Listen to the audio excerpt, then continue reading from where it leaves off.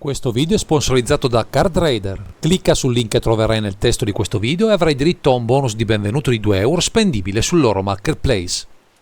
Benvenuti cari amici su Underground Sea per Popovium Prime dedicato al Modern, seguendo con molto interesse la top dell'Italian National Championship organizzato dal giocatore medio di Magic e dal Mole, Modern League Emilia, e che vede in top un deck builder, Davide De Rosa, con un archetipo storico del formato. Al netto di un solo colore a disposizione, il verde, la forza di questo archetipo si basa su un altro tipo di terre, quelle di Urza, capaci di produrre una montagna di mana incolore, che potremo sfruttare al meglio, con le tante tech presenti in questo formato. Dai bestioni immensi alle carte dal costo di casta altrimenti improponibile, sarà un susseguirsi di bombe che difficilmente l'avversario di turno potrà contrastare, così da permetterci di sgominare anche gli archetipi più blasonati. Questa volta vi parleremo di Mono Green Tron.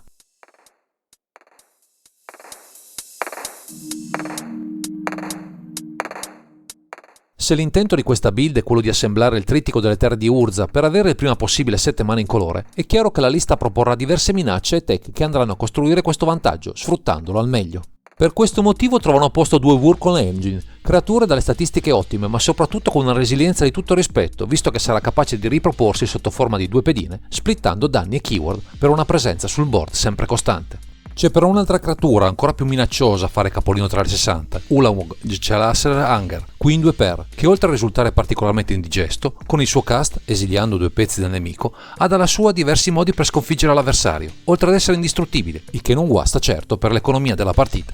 Chiude questa sezione molto striminzita un Thragast, che oltre ad essere resiliente ci dà ben 5 punti vita, una mana dal cielo visto che non saremo sempre veloci nella nostra azione, tra costruire la nostra mana base e proporre minacce adeguate.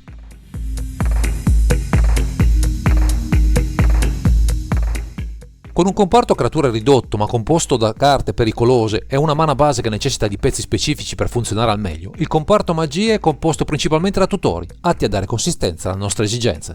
In primis, con 4 Silence Crying, ci preoccuperemo di trovare agilmente le terre di trono, con precisione chirurgica, andando a selezionare quella mancante per assemblare il trittico, così da sprigionare tutto il loro potenziale. Per le altre carte ci vengono in soccorso 4 Ancient Stirrings, che ci permettono di scavare tra le prime 5 carte del grimorio in cerca di qualcosa di incolore, potendo scegliere tra le creature, ma anche tra i tanti permanenti che compongono la lista e ci possono aiutare a stabilizzare il board. Infine, rispondendo ai vincoli degli Ancient Stirrings, ci doteremo di una carta modale particolare, Warming Whale, qui in 4x, che ci permette di replicare a minacce, counterare magie e stregoneria e produrre anche un vantaggio in mana e paranti in campo, insomma una carta efficace in ogni contesto.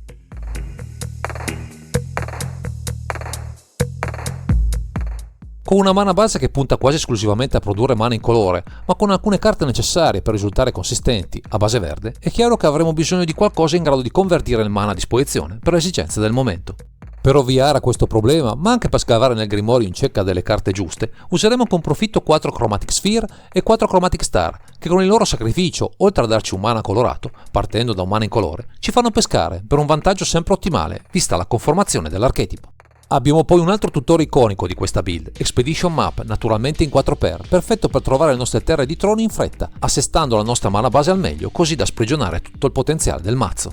Infine, come risposta a board complicati altrimenti ingestibili sono con il verde a disposizione, abbiamo 3 Oblivion Stone, una carta estrema ma molto potente, visto che avremo quasi sicuramente tutto il mana necessario per una sua rapida attivazione.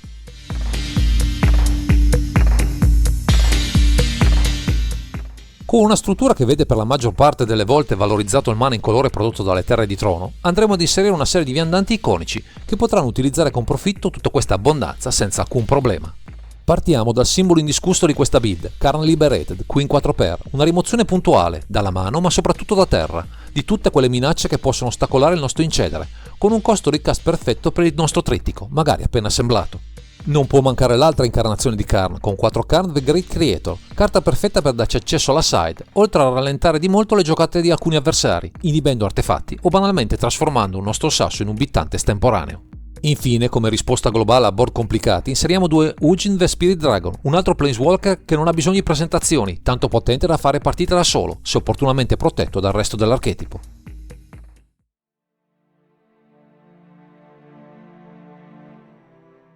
Arriviamo ora al cuore pulsante di questo mazzo, che è in grado di offrire il mana necessario per tutte le giocate esplosive che sarebbero altrimenti impossibili senza i dovuti accorgimenti. Fanno la parte del leone ovviamente le nostre terre di trono, con 4 Urza's Mine, 4 Urza's Power Plant e 4 Urza's Tower, per ottenere il massimo dalla loro combinazione, in sinergia con tutti gli elementi in grado di trovarle, a colpo sicuro tra le 60. Per fornire un minimo di mana colorato utile in particolar modo per i nostri tutori abbiamo 3 foreste, giusto per non complicarci troppo la vita, almeno nei primi turni, anche se abbiamo diversi elementi che possono convertire il mana in colore e in colorato agevolmente. Ci sono poi un paio di terre speciali, un Blast Zone come ulteriore rimozione globale e un Sanctum of Ugin, tutore ideale per le nostre giocate in colore di peso, che concorrono a darci degli strumenti in più, senza inficiare troppo la consistenza della nostra mana base. Infine viene inserita una Boseiu o Endurance, carta che ormai trova posto in tutte le build a base verde, vista la sua versatilità, sia come fonte di mana ma soprattutto come rimozione verso le terre del nemico, colpendo al cuore le tech dell'avversario di turno.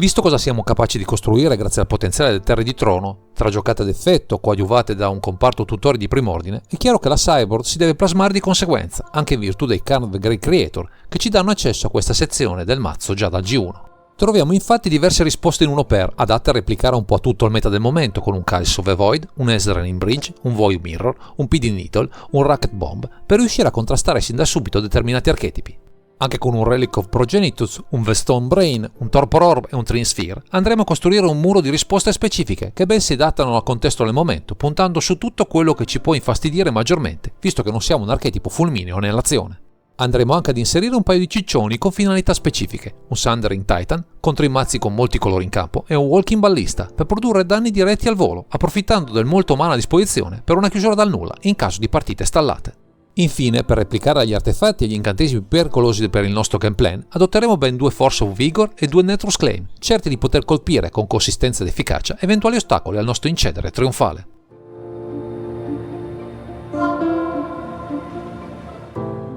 Il percorso che ha portato Davide De Rosa a intraprendere la scalata tra i tornei fino a questo nazionale con il suo fedele Mono Green Tron parte dal consiglio di alcuni amici che 2 anni fa, dopo uno stop dal gioco, gli avevano consigliato questa build. All'apparenza questo archetipo risulta piuttosto lineare, ma il nostro deck builder, accumulando esperienza sul campo, si è reso conto del contesto più ampio e della complessità del mazzo, al netto di una semplicità sui colori da assemblare e su determinate giocate sempre molto gratificanti. Con i profondi cambiamenti apportati al formato da Modern Horizon 2, l'esperienza del giocatore unita agli aggiustamenti della lista fino alla versione attuale hanno portato il nostro deck builder ad accumulare diversi risultati fino al piazzamento attuale di tutto rispetto a questo importante torneo. Un chiaro segno di come questo Mono Green Tron possa dire la sua nel meta attuale, anche se va giocato con astuzia, soprattutto verso determinati avversari, che non staranno certo ad aspettare i nostri comodi.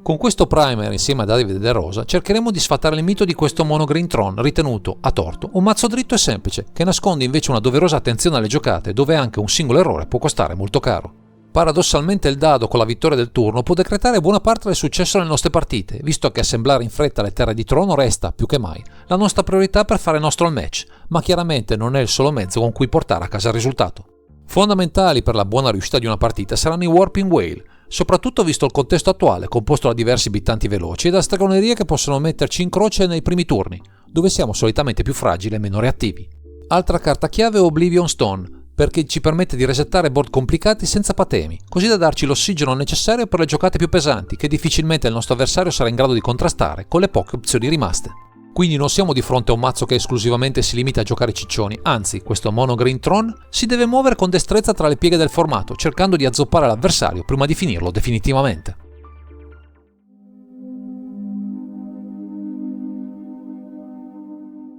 Grazie ai consigli del nostro deck builder proviamo ora a comprendere come questa lista si posiziona nel meta modern rispetto ai diversi archetipi che al momento bazzicano tra i tavoli da gioco. Verso Izzet Murktide siamo di sostanziale equilibrio, in bilico tra la sua proverbiale aggressività e la nostra capacità di interagire col suo board. Qui conterà molto chi inizia il match o riesce, prima dell'altro, a proporre un pezzo importante in campo per spostare gli equilibri della partita. Verso Crashing Footfalls siamo in sostanziale vantaggio, visto che abbiamo già tra le 60 una serie di risposte, tra cui Warping Whale, che ci permettono di frenare la loro avanzata, dandoci modo di governare al meglio questo matchup. Verso i mazzi basati su Indomitable Creativity siamo in sostanziale equilibrio, qui conterà molto chi riesce a partire per primo o ad assemblare la giocata migliore per imporre la propria strategia all'avversario. Verso For Coral Control abbiamo dalla nostra diversi strumenti per contrastare le loro giocate, oltre ad avere post-side diversi elementi che possono inibirne l'azione, permettendoci di giocare in tranquillità i nostri ciccioni che piegheranno la partita in nostro favore. Verso i Baron deck siamo in difficoltà, visto che non abbiamo molti elementi che ci permettono di guadagnare punti vita agevolmente. Ci servirà al momento la scarsa presenza dell'archetipo nel meta attuale, visto che resta un matchup ostico da affrontare. Anche i mazzi a base tritoni risultano particolarmente veloci e opprimenti, unendo un mix di risposte e di creature economiche ed efficaci, che possono spegnere in fretta le nostre giocate, relegandoci in un angolo a subire la loro fase agro. Ultimi, ma non meno pericolosi, sono i Rakdos Cam, che con il loro mix esplosivo di minacce e di risposte, soprattutto per la nostra mana base, ci possono impensierire. Qui dovremo giocare accorti e sfruttare al massimo la sideboard per tenere testa a questo archetipo veloce. Verso Hammer Time non siamo in buona posizione, ma almeno qui la Cyborg, accessibile già dal primo game, ci può dare manforte per frenare la loro azione, quindi basta per darci il tempo di proporre una delle nostre minacce, così da spegnerne definitivamente l'ardore.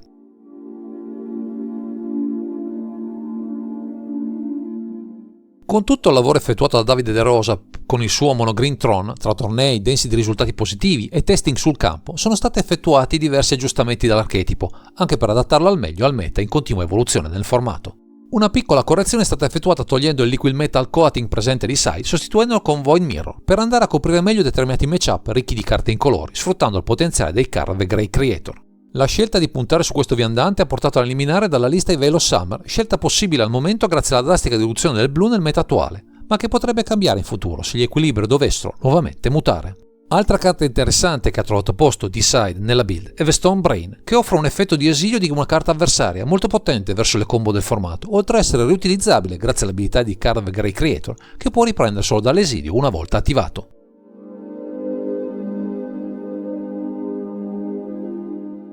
Eccoci arrivati alla conclusione di questa disamina. Ringraziamo Davide De Rosa per averci accompagnato alla scoperta di un archetipo che ha saputo adattarsi nel tempo, agli stravolgimenti e ai ban del formato, che spesso lo hanno preso di mira. Se volete un mazzo dal grande potenziale, con una curva mana di apprendimento almeno iniziale non esagerato, questo Monogreen Tron potrebbe fare al caso vostro, ma non sottovalutate nella complessità, potrà ripagarvi o punirvi in base alla vostra maestria nel pilotarlo. Se siete interessati al Modern o volete partecipare a uno degli eventi organizzati dal Mole Modern Linghe Media, troverete in calce a questo video i loro riferimenti, avendo così modo di scoprire o coltivare al meglio la passione per questo splendido formato.